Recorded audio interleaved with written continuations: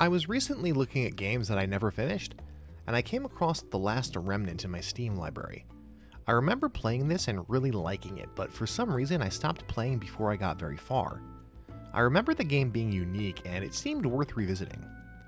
When I came back to it, it wasn't anything like I remembered, but I immediately noticed that this game is incredibly deep and complex, and I fell in love with it pretty quickly. This is a game that has so much to explore, there is no way I can possibly cover all of it in one video. So I'm going to create an entire series dedicated to a deep dive into every aspect of The Last Remnant.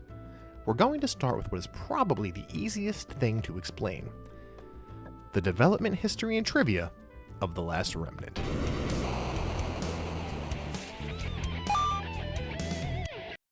2007 must have been a strange year for Square Enix. Recent years had seen a decline in sales in the West as the market began to turn away from the linear, story-driven experiences that the RPG giant was known for, and moved toward open-world games with tons of exploration and endless side quests. The company needed a bold new direction to confront the new console generation. The Last Remnant was to be a cornerstone of a brand new strategy. Announced at a press conference in May of 2007, it would be the first Square Enix game to have a simultaneous Japanese and North American release, with full English voice acting and even motion capture of the English voice actors to ensure their mouth movements would match the spoken dialogue. Square Enix would make the somewhat puzzling decision to develop this game for the Xbox 360, a console that sold half as many units in Japan as the PlayStation 3. However, the Xbox 360 was more successful overall worldwide, which may explain the choice. While a PlayStation 3 version was announced, it was never released, most likely because it was easier and less expensive to develop for the Xbox 360. Additionally, they would be using Unreal Engine 3 instead of developing an in-house graphics engine, out of concerns regarding the cost of developing video games. Unfortunately, due to the development team's lack of familiarity with the engine, both the PC and Xbox 360 versions of the game suffer from terrible texture pop-in that often mars the game experience. One of Square Enix's main goals with The Last Remnant was to create a game for the Western market. Not only does it allow the player to unlock optional areas, but it's absolutely bursting with optional content. There are hundreds of hours of side quests, monster hunts, recruitable characters, and tons more. The game is also much edgier than your typical Square Enix game, with buckets of blood cascading forth from every character during battles, and some spicy language peppered in here and there.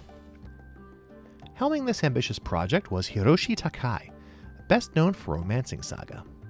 Producing the title would be Nobuyuki Ueda, known for The Bouncer and Unlimited Saga. With this team, it should be no surprise that The Last Remnant bears more than a passing resemblance to the games of the Saga franchise. In fact, many fans consider The Last Remnant to be an unofficial Saga title.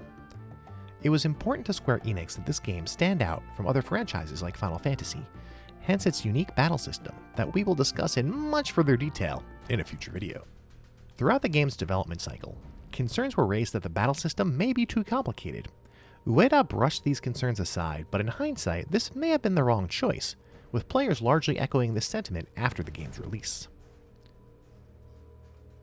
The game would be released for the Xbox 360 in November of 2008, with a PC release following in March of 2009, making The Last Remnant Square's first multi-platform release.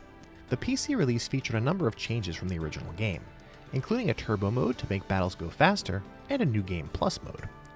Party building restrictions were removed, game balance was improved, and the difficulty was tuned. Also, much of the content was rearranged, with different optional monsters spawning in different locations, and many hunt targets and quest goals added, removed, or changed. Even what ingredients are required to craft different items was changed, enough so that the PC version is a complete overhaul of the game. The 4 DLC that were released all were included in the retail package of the PC version. These changes would be kept for the 2018 PS4 remaster, which was later ported to the Switch and mobile platforms as a digital-only release.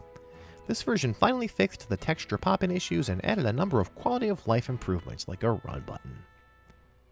Despite Square Enix's efforts to build a new IP that would be popular in the West, The Last Remnant performed poorly. The total units sold for the original version is difficult to pin down, with about 800,000 total units sold on Steam before the game was delisted. Japanese reviewers gave the game a high score, with Famitsu giving it 38 out of 40, resulting in a more successful Japanese release. However, reviewers in the West were much harsher. A host of technical problems, but also likes to slap you in the face for no reason. It's unpolished, unfriendly, and just doesn't seem to be that well thought out. Panning the game for its myriad graphical issues, especially on the Xbox 360, where framerate drops hurt the game's playability, on top of the notorious texture pop-in. Other reviewers felt the side quests were annoying, characters were over the top, and the story was generic. Cutscenes were long and boring, and there were too many long loading screens. Square Enix's attempt to appeal to Western audiences was a swing and a miss, and I think they tried but ultimately failed to do what they had set out to do with this game, missing the mark on what Western RPG audiences were really looking for. Despite this negative release, fans still maintain that The Last Remnant never got a fair shot.